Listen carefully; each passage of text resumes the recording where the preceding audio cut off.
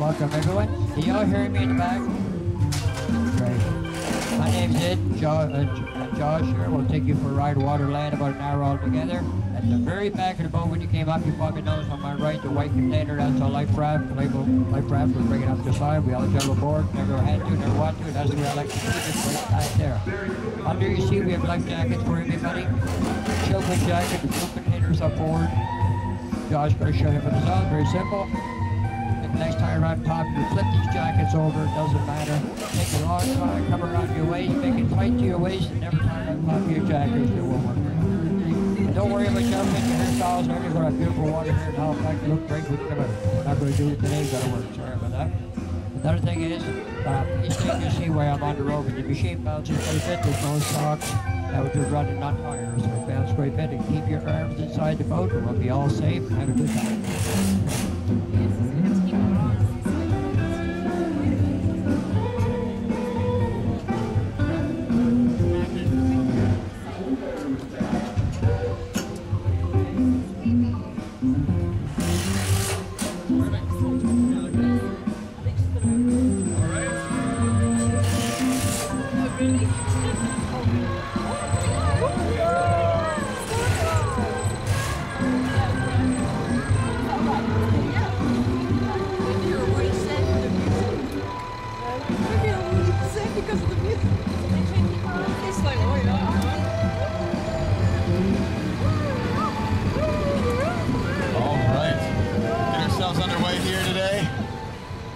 Before we go too far, can everybody hear me okay in the back there?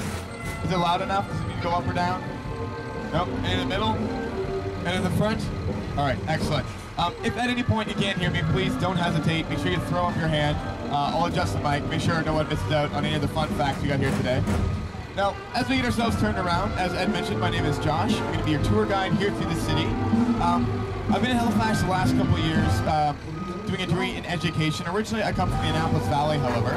About 2 hours away, we would always come to Halifax. Big, exciting time. So needless to say, I'm excited to be your ambassador to the city here today. But, more importantly, are all of you guys excited today? I was kind of respectful. You know what? We don't need respectful, we need loud. Is everyone excited today? Yeah, there we go. Holy smokes. All right, you should be excited. We're going to spend half our time up in Halifax City. We're going to spend the other half of our time down in the beautiful waters, and we're going to spend all of our time having a good time. Now, the first thing I want to teach you about is what we are on today. I'm going to go out on a limb here and assume that nobody has one of these at home in their garage. Is that fair? All right. This is called a LARC 5, and that stands for Lighter Amphibious Resupply Cargo Vessel. And 5 because it can hold 5 tons of stuff. Now, originally these vehicles weren't for going around the city of Halifax. They were actually war vehicles, and they were made during the Vietnam War. Between 1963 and 1970, the U.S. government cranked out 900 of them. The price tag, extremely steep for a lot of them, was $900 million. So if we do our math here today, we are riding on a $1 million vehicle. So you can forget your Cadillacs, your Porsches, your BMWs. We got the nicest wheels in the city of Halifax. And as you can see, we're going top down, convertible style today.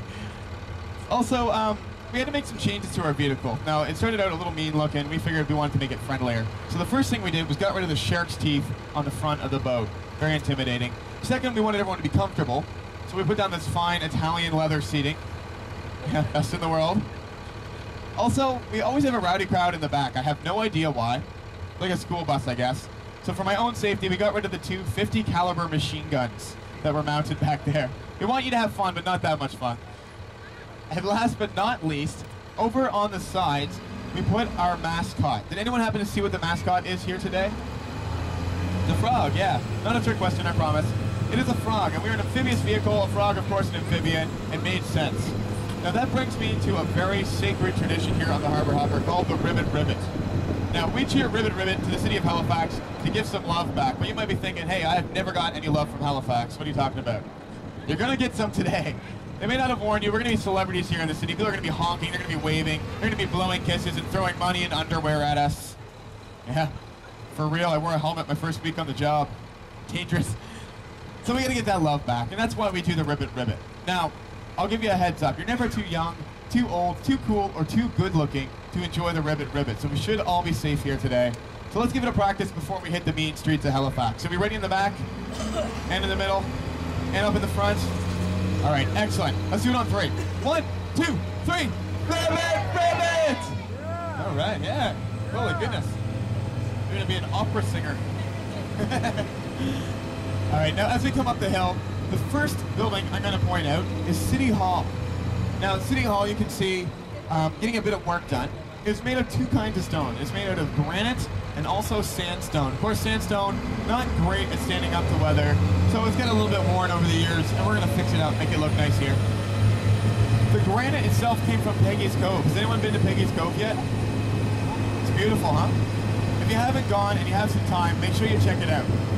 Now, this building was finished in 1888, and today we have our mayor, Peter Kelly, who works up here looking out onto beautiful Parade Square. Parade Square got its name because it's where all the soldiers would come to do their military drills. They'd spin their guns around, they'd throw them up in the air, they'd march back and forth, and they would show Halifax just how well defended we were. Now, speaking of soldiers, we still have a cenotaph here in honor of those who served, it said, and that's a memorial to all those who have served in the wars Halifax and, of course, Canada as a whole have been involved in. Now, I got a bit of a ghost story for you here at St. Paul's Church. If you look up 1, 2, 3 windows over, in that top right window, can everyone see the painted glass that doesn't look like the rest? It looks like it's got a profile of a man in it. Kind of spooky up there. Now, they say that is the image of Reverend Jean-Baptiste Miro. And he was a reverend right here at the church. And they say that during the Halifax explosion, this thing during the Halifax explosion left his image in the glass. Now the really spooky part is we've taken that glass pane out and we've thrown it away 3 times. And every time we replace the window, the image slowly comes back. Spooky. All right, we're traveling down Argyle Street here now. Most popped up any one street in Halifax, and I like to tell about Halifax's founding here. Now, it all started back in 1749 with a guy named General Edward Cornwallis, who tried to get the people of Halifax, or people of Britain rather, to come to Halifax. He said, "People of Britain, if you come, I will give you free land in the New World." And they said, "No way." He said, "Okay, well, you know what? I'll give you free land, and I'll give you free food for an entire year." And they said, "You're getting warmer." He said, okay, fine. I'll give you free land, I'll give you free food, and I will give you free beer for an entire year. Yeah, and there it is. That's how we made our city. Speaking of beer, Maxwell's Plum, 60 beers on tap, you can see. They say if you drink 59, they'll give you the 60th one for free. Way to steal. Over on our side, we also have Halifax Academy. Now, this building was the first boys' school in Halifax. Today, it's owned by the Nova Scotia College of Art and Design. But back when it was a boys' school, all the boys ran to the window the morning of the Halifax explosion to watch the ship burning. Now, they watched for a little bit. Their teacher got fed up, said, "That's enough. Sit down, close the giant drapes."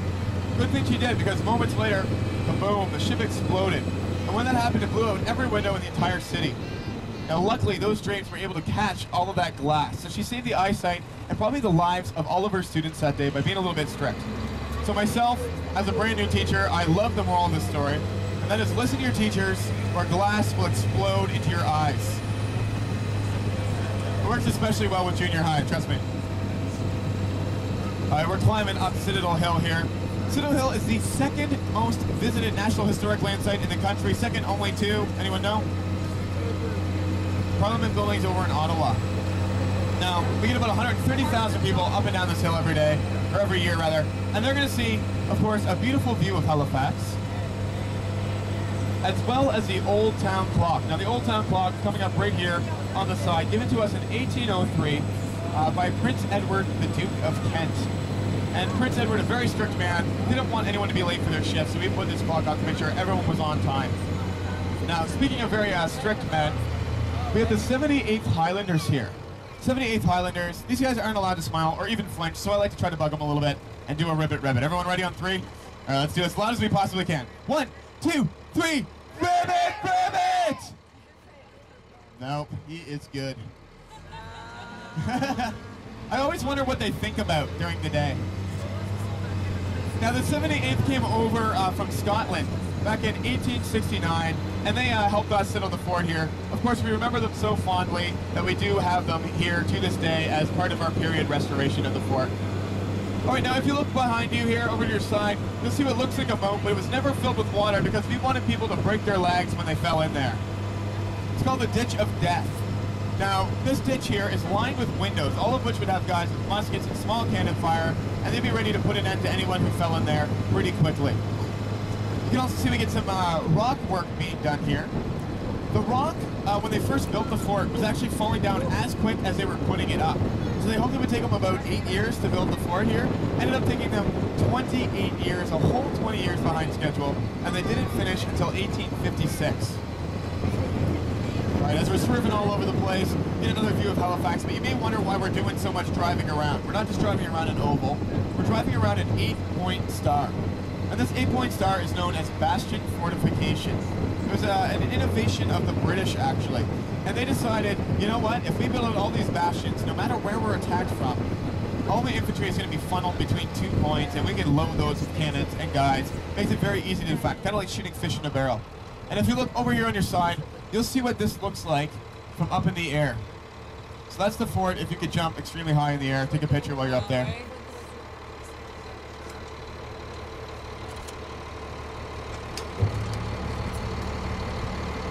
Now, the fort here, very well designed, as you can see. Does anyone know how many times in its history the fort has been attacked in Halifax? Yeah, lots of zeros. 0 times. It was never attacked. You guys know why? No, because they heard I was here. Yeah. Very intimidating. Actually, we built it largely in anticipation of a war against the United States of America. After the Battle of 1812, Canada and the States, best friends, and they have yet to attack us on the hill. Fingers crossed. Now, as we travel along, do a little bit more winging around, of course, get another view of the city of Halifax. If you look back up to the hill, you'll see we have 2 giant masts sticking out of the ground there. Way back in 2003, we had a hurricane here in the city called Hurricane Juan. And it caught a ship, caught the sails, and blew it on top of this hill, and we can't get it down. No, not true. But you know what? I believed it the first time I heard it. Don't feel bad if you did. These flags are used in a signaling system. Now, long before we had iPhones, if you can believe the time before iPhones, we had flags to relay information. And these flags here would signal, first of all, the tall one to all the people of Halifax, any important information. And then the lower one would signal to the military bases around the area, any important information. Now, there is one last tradition I like to point out as we come down the hill. We hear it every single day at 12 o'clock. Did anyone hear an explosion today at noon? You were there, did you watch them do it? Every day they load up the cannon in a big ceremony and they fire off a blank. And that blank is called the noonday gun. They fire it off to let the people of Halifax know that it is exactly 12 o'clock. Of course, we've been doing this ever since 1 year after the fort was founded, in 1857 actually. And we fire it off as a cheap way of telling people it's noon, get your lunch ready. Of course, because in the 1800s it was very, very expensive to buy a watch. Now, speaking of cannons, if you look over on our side, you'll see we have a lot of cannons in front of the artillery park. If you want to go in there, there's no price of admission. All you have to do is join the Navy first. I enjoy the cannons from this side of the fence for that reason. Also coming up on the side here, you'll see one of the largest naturally occurring amphitheaters in North America. Carved out by Mother Nature, we like to fill it with big concerts every year. We've had some of the biggest bands in the world come in and play right here on the side of Citadel Hill, including the band that Ed actually used to perform with. You might have thought he looked familiar when he got on board today when he did the safety speech. And it's, of course, the Backstreet Boys. He's retired today, drives us around, but we all know he's a big star.